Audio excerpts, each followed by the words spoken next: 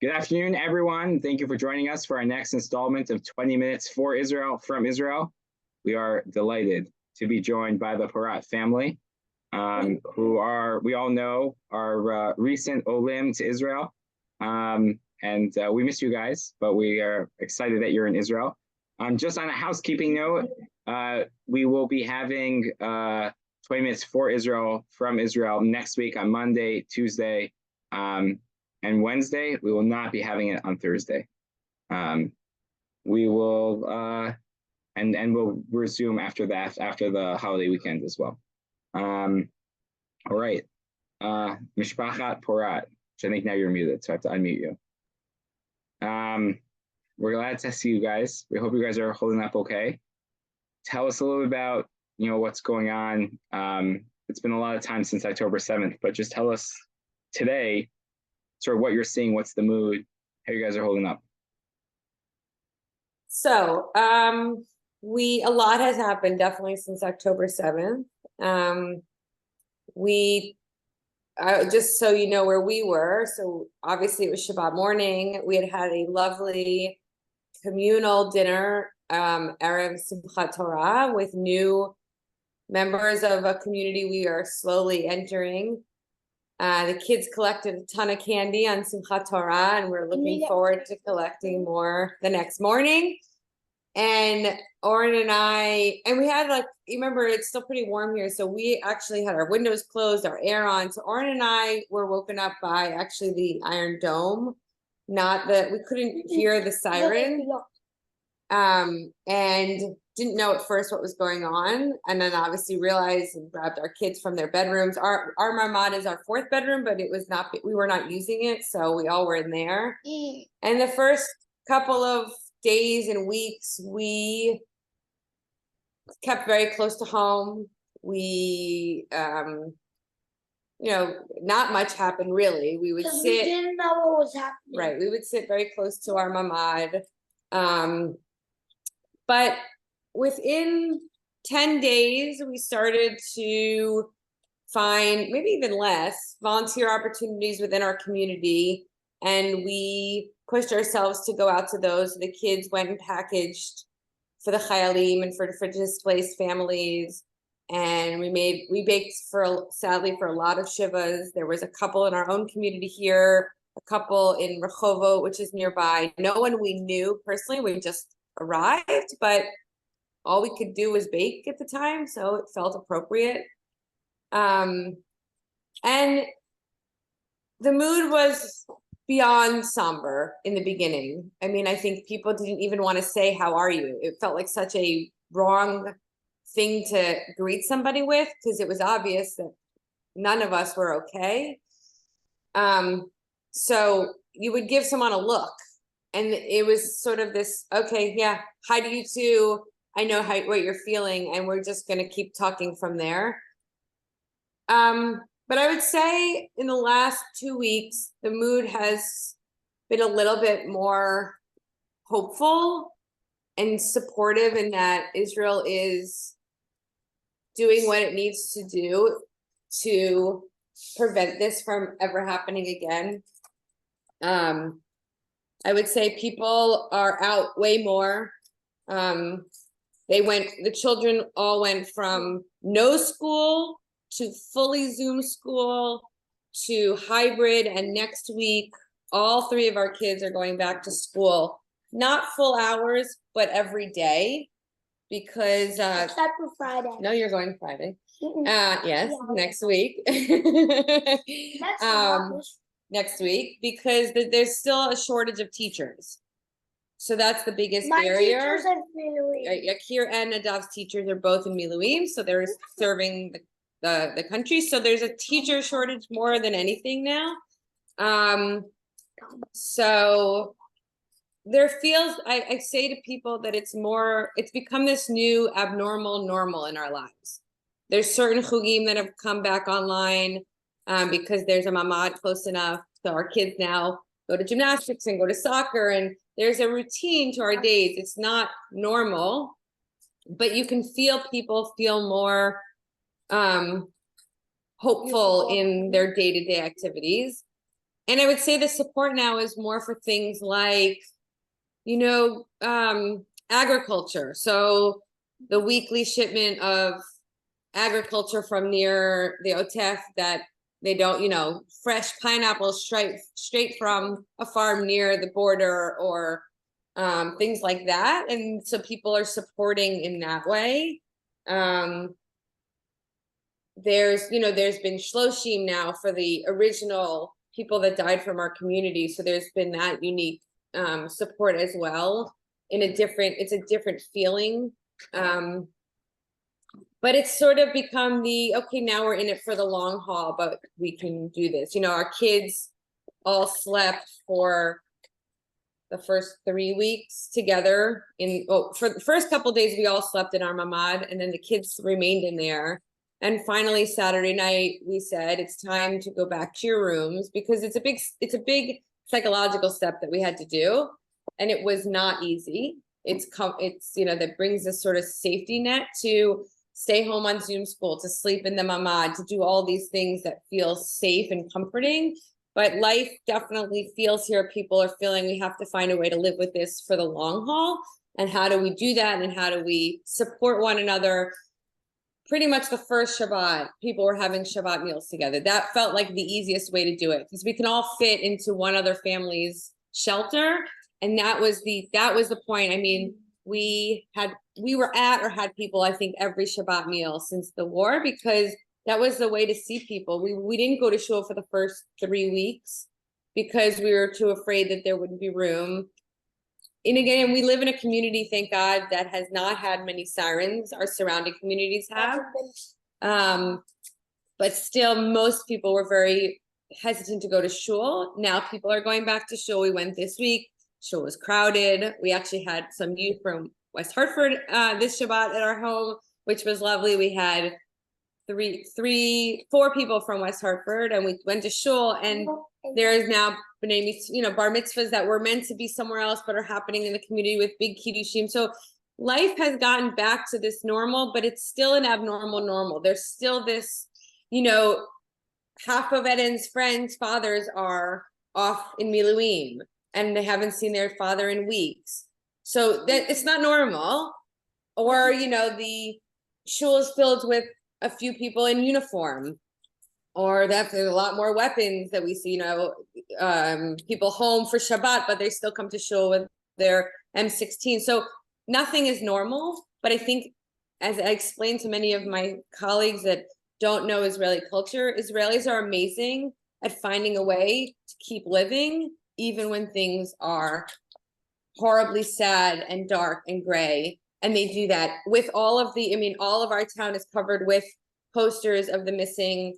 Today we saw on the way home from school, someone put up a whole thing with a diorama sort of in the center of town. It has not left the mind of everyone, but everyone knows that one thing we have to do is live, because if we don't, then terrorism wins and we're paralyzed. Wow. Eden, can I ask you a question? Yeah. What? Oh, you muted yourself. Oh, sorry, Eden. My kids are eating dinner. Sorry. I heard you guys have been helpful. Do you want to tell us one of the things that you did? In school? No. Anywhere. I had a math test today. No, helpful to the community. I have something. What did you do with my me? school did. What'd your school do? No, what did you do with What'd the your school packaging? do? They collected toys for the people who came from the north and have nothing. Oh, wow. And last week, what'd you bring? You brought chocolate. They collected chocolate. We heard there was a chocolate shortage for the soldiers.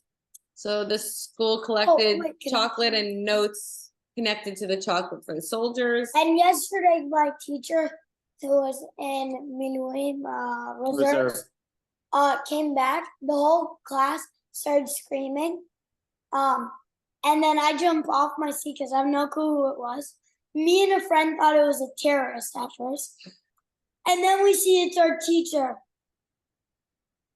Wow. Which was fun, because we haven't seen him for like a month. It's a good surprise. Mine? Yeah, he was in Gaza. Gaza. So, That. so few things. First of all, I think those days it's harder to be in the United States. You know, if I was in the United States, it's the only country that the rescue flight means to come back to Israel and not to come out of the country, Israel actually. And I can, you know, I felt horrible that I couldn't join my unit in the army. I tried, and there are more people, more than 100% in my unit. And I tried to go to the police and try to volunteer there and here, you know, everywhere. But there are more people. That's what the beauty of Am Yisrael is. So many people want to join to the army, join to the police, to do something. And I took the kids to pack packages for units in the army, because every unit, you know, we need more of you know, this and more clothes or more food or more. So we packed many packages, and the kids, their job was to write. You want to tell them? Notes in English. They wrote a note inside the package. Every package had a note from kids. Thank you for the soldiers. And my kids, because they're Hebrew, when they wrote Hebrew, wasn't, you know, they have many mistakes. So I told them, just write in English. Thank you very much. I made Aliyah 2 months ago. I'm so proud of you. And it's even better than Hebrew with mistakes. And you know, so the beauty is so many people, everyone tried to volunteer, and we see it everywhere here. And you know, anything else? We had no one. Any questions? I got more questions. Don't worry. You know, there's so much that's happened between October 7th and now. Is there a sort of a moment that sticks out for you, and sort of on your journey through Aliyah that you want to share with us? The first day that we got here, friends took us out of our house. Our parents didn't know where we were, and we were with friends at a park. I didn't even know where I was. But I think that actually is interesting. That so our children spent the first 2 months or so that we were here loving the unique independence of being a youth in Israel. And that came to a screeching halt on October 7th. And I think that was actually one of the hardest things for them. I mean, Yakir especially has, thank God, found a group of friends who spend, I mean, till sometimes 1 in the morning on Friday nights at the local park, just talking. And he's not been allowed to go. Most of the kids parents are not allowing them to go on Friday nights because there's no, you know, it happens to be a park that's open. There's not a safe place necessarily right near there. Oh. And I think that is still not back to normal. It's better. And again, thank God we live in a community that hasn't had many sirens, and it's a small community, but that independence has been lost. And that is something that these youth are struggling with significantly. But you have to understand that when I never had kids in Israel, it's the first time that when we moved 3 months ago, the first time that I had kids in Israel. It's totally different than the United States. And the first day when we moved to Israel, we were with the mask. Other kids came, took our kids somewhere for hours. We didn't know where our kids. It's not normal in the United States. You know exactly where. And we didn't know. The Shabbat, the second Shabbat, Yakir, my oldest, friends took him. I found myself at 1 a.m. walking outside on Friday night, looking where he's. I knew that he's in Hadar's house. I don't know who is Hadar, where's his address, what his last name, nothing. So it's totally different, and you know, that's something that we're waiting. You know, we're waiting till it come back. It's not the same. Rabbi, there's one other thing to answer that I think, as painful and as scary as it's been to make Aliyah right into this, I would say the most defining moment that truly defines Am Yisrael and one of the many reasons we made Aliyah and showing and having our kids at this.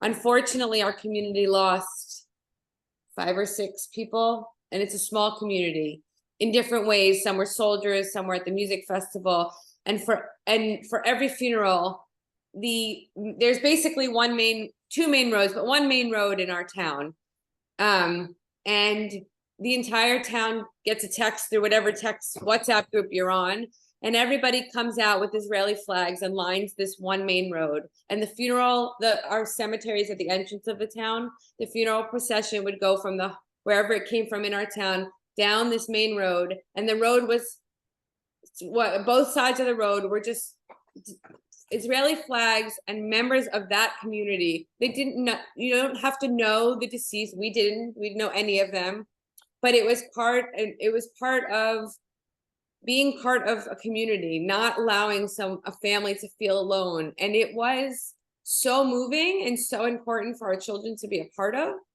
And again, as sad as it was, it's unique and special for Am Yisrael. And we went, I think we went to all 5 of them. And with each one, our flag waving got stronger. Our tears didn't stop, but our pride in what type of nation this is and why we're here was very clear. Oy. You guys probably are best suited. We've been doing these now for a couple of weeks, and we ask each time for someone to share with us what they think we American Jews in North America, need to know. And you are all best suited to know sort of what position we're in, because you were only here. You were in our shoes, not so many weeks ago. Tell us, what do you think we need to know as North American Jews, as we continue to do whatever we can to support Israel, to support the efforts, to support the troops, to push for the hostages to be released? I mean, I think all of that is exactly what I think American Jewry needs to know, that each one of those things means more than I think we can say in words. I would say personally, I would wait, especially early on in the war, I would wake up in the morning and have an hour and a half of text messages to go through. And I responded to every single one, because to not feel alone is worth everything.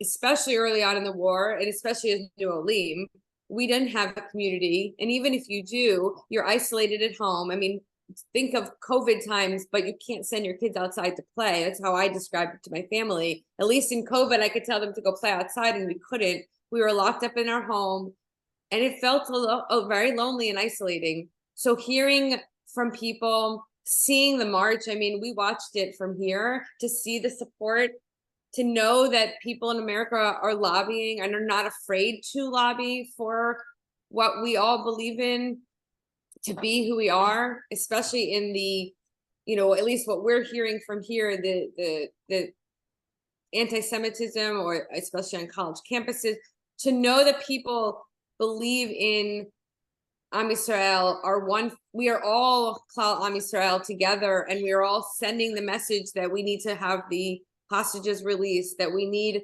to never again. Those messages are very powerful when a country feels very alone, halfway across the world. A country and a person and a family, again, it's, so I think those things carry a lot of weight. Words carry a lot of weight. Messages carry a lot of weight. I know a lot of people try to send things, and I know some of them are very important, but words are very powerful when you feel, again, isolated and alone, and the news is just perfect to watch. So thank you so much. We missed you guys. We're proud of your decision to make Aliyah. We were very proud in the summer, but there's a certain extra appreciation for the fact that you're there, you're standing with Am Yisrael on the front lines of Jewish history and the Jewish future.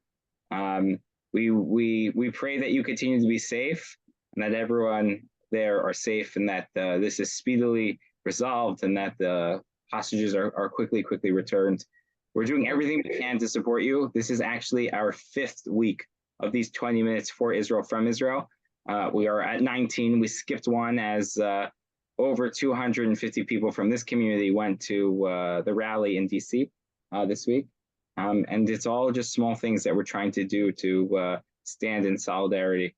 Thanks for taking some time. It's great to see you and the kids. Send our love to Yakir. Tell him we missed him. And we'll speak to you soon. Thank you. Thank you. Thank you. It's great to see everyone. Shabbat Shalom.